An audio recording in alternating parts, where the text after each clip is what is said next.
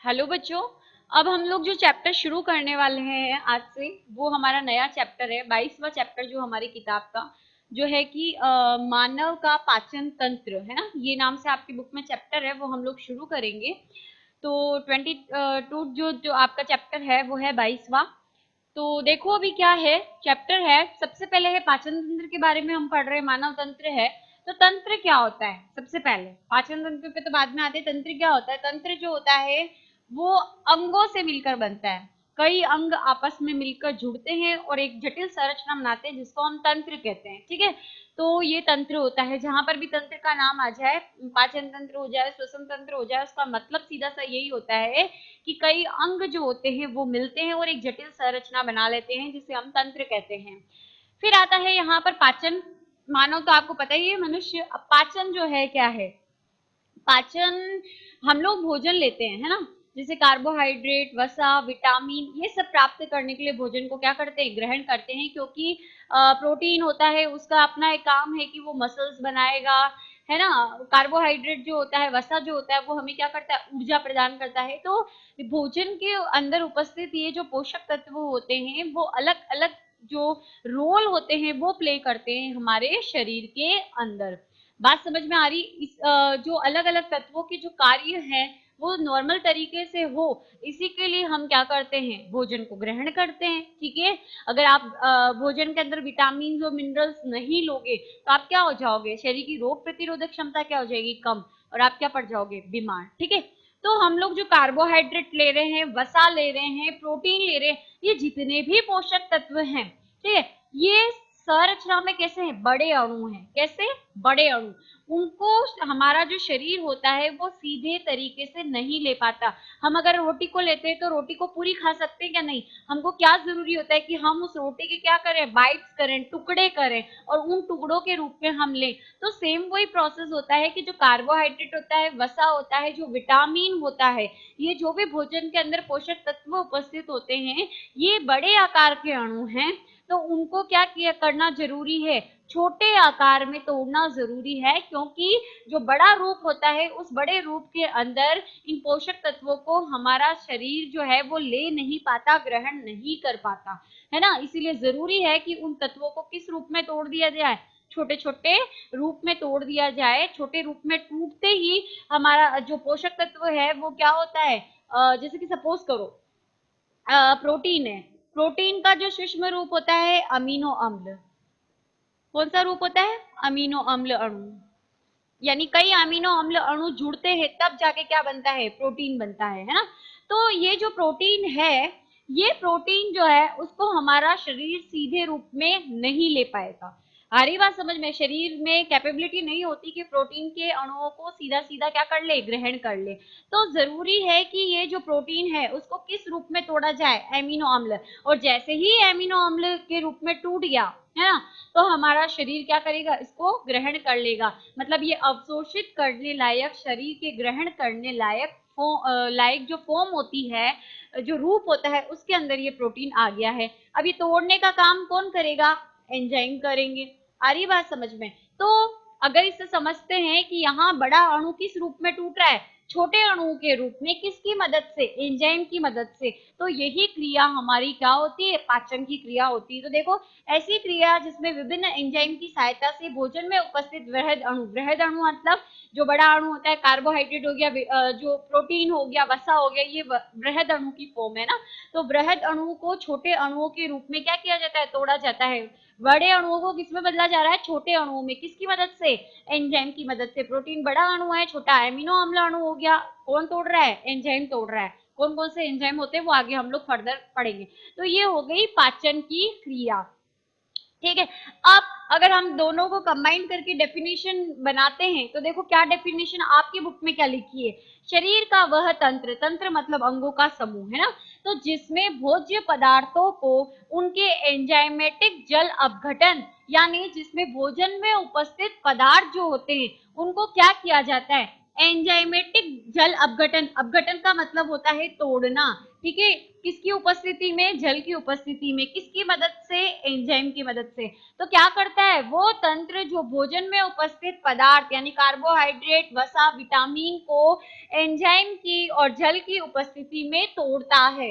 वो तंत्र तोड़ता है, तोड़ने से क्या होगा, ये भोजन जो टूटा है वो सरल और अवशोषण करने लायक हो जाएगा। तो ऐसा तंत्र जो क्या करता है, विभिन्न एंजाइमों की मदद से भोजन में उपस्थित बड़े अणुओं को क्या करता है, छोटे अणुओं में क्या कर देता है, बदल देता है।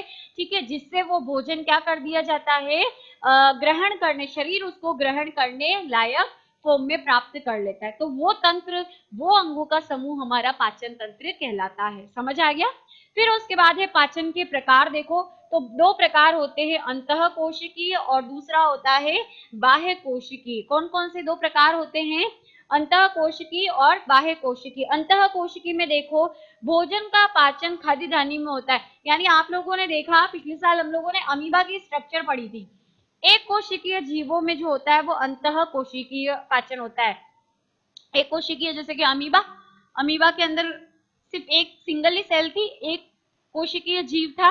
ठीक है, तो अंतः कोशिकीय, अंतः का मतलब होता है अंदर, कोशिका मतलब कोशिका, यानी पाचन की क्रिया एक सिंगल कोशिका के अंदर हो जाती है।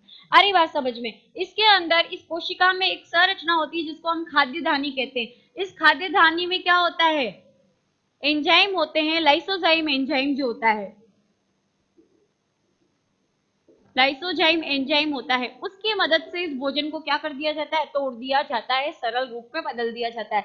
तो वह अंतः कोशिकीय होता है।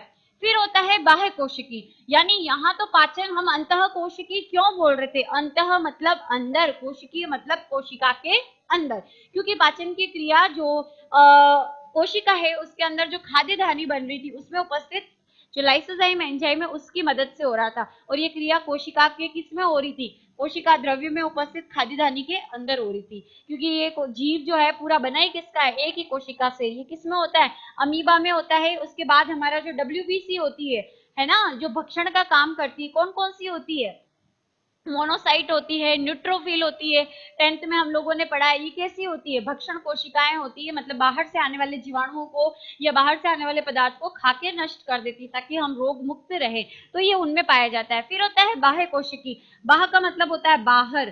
ठीक है, और कोशिकीय मतलब पाचन की क्रिया तो होगी लेकिन कोशिका के अंदर नहीं होगी, कोशिका के बाहर होगी। कहाँ होगी, पाचन तंत्र की गुहा के अंदर। पाचन तंत्र, ये हमारी आहार नाल होती है, आहार नाल की ये भित्ति हो गई, इसके अंदर खाली जगह, इसको हम क्या कहेंगे, गुहा। तो इस गुहा के अंदर क्या होती है, पाचन की क्रिया होती है, ग्रंथियों द्वारा स्थापित एंजाइम। इस गुहा के अंदर जैसे सपोज ये हमारी आहार नाल है, ये इस आहार नाल की भित्ति है और यहाँ पर भोजन उपस्थित है, तो इस भोजन को कौन तोड़ने का काम करेगा, एंजाइम करेंगे। ठीक है, तो एंजाइम की मदद से पाचन की क्रिया पाचन तंत्र की गुहा में होती है, तो उसे हम बोलेंगे बाह्य कोशिकी। कोशिका के अंदर नहीं हो रहा, पाचन तंत्र की गुहा में पाचन हो रहा है। और कौन कर रहा है, विभिन्न एंजाइम जो है वो भोजन को तोड़ रहे हैं, है ना, पाचन की क्रिया कर रहे हैं। तो ये हमारा जो बेसिक डेफिनेशन थी पाचन तंत्र से संबंधित वो है। अब हम मानव पाचन तंत्र के अंदर कौन कौन से जो पार्ट्स होते हैं उनके बारे में एक बार शॉर्ट नोट पे देखेंगे और फिर हम उनको देखेंगे कि डीपली उनको हम पढ़ना शुरू करेंगे। तो देखते हैं मानव पाचन तंत्र जो है वो किन किन पार्ट से मिलकर बना होता है, उसके बारे में हम लोग देखते हैं। तो मानव पाचन तंत्र के विभिन्न भाग हम लोग देखते हैं। तो मानव पाचन तंत्र को हम दो कैटेगरी के अंदर या दो भागों में हम डिवाइड कर देते हैं। तो जो फर्स्ट पार्ट आता है वो हमारा आहार नाल कहलाता है, दूसरा हमारा आता है पाचक ग्रंथियां। मुख से जहां से हम भोजन निकालते हैं और वो छिद्र जहां पर हम जो मल के रूप में अवशिष्ट को बाहर निकालते हैं, तो मुख से लगाकर मल निकालने वाला जो छिद्र होता है जिसे हम मल द्वार कहते हैं, वहां तक की पूरी जो पाइप जैसी स्ट्रक्चर है उसको हम क्या बोलते हैं, आहार नाल कहते हैं। क्या बोलते हैं, आहार नाल। समझ में आ रहा है, मुख से शुरू होकर मल द्वार, मल द्वार वो छिद्र है जिससे हम अवशिष्ट को मल के रूप में बाहर निकालते हैं। तो मल द्वार और मुख के बीच की जो ये पाइप जैसी स्ट्रक्चर आती है उसे हम आहार नाल कहते हैं। जीवित जो मनुष्य होता है, जब तक उसके अंदर जान है तब तक तो इसकी लंबाई होती है 4 से 5 मीटर। ठीक है, लेकिन जब वो मर जाता है तो ये आहार नाल बिल्कुल जो सिकुड़ी हुई होती है वो रिलैक्स हो जाती है और इसकी लेंथ आ जाती है लगभग 7 से 8 मीटर लंबी। हमको लेंथ जो है उसकी हो जाती है क्योंकि रिलैक्स हो जाता है मरने पे आदमी, जो क्रियाएं होती है वो खत्म हो जाती है। फिर उसके बाद है आहार नाल में कौन कौन से पार्ट्स आते हैं। आहार नाल में देखो, पहला हम जो पढ़ने वाले वो मुख के अंदर हम मुख गुहा, जीभा, तालु, दांत, दांतों के प्रकार, काम, उसके बारे में हम लोग पढ़ेंगे। फिर नेक्स्ट स्ट्रक्चर पढ़ेंगे वो होगी हमारी ग्रसनी। ग्रसनी के बाद ग्रास नली होगी। ग्रास नली के बाद आंत पढ़ेंगे। आंत में दो होगी, छोटी आंत और बड़ी आंत। छोटी आंत के भी 3 पार्ट है, पहला है ग्रहणी, दूसरी अग्र शुद्धांत और तीसरा शुद्धांत। ठीक है।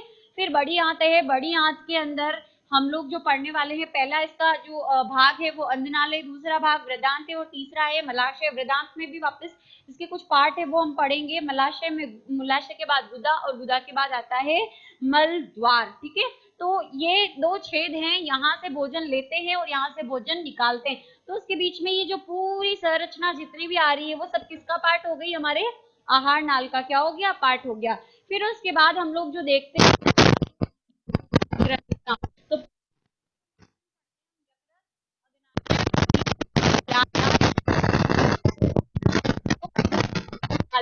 तो ये जो दोनों चीजें मिलकर यानी आहार नाल मिलकर और क्या बनाती है, मनुष्य का पाचन तंत्र बनाती है। तो यहाँ पर अब जो हम टॉपिक लेंगे वो हम आहार नाल से शुरू करेंगे।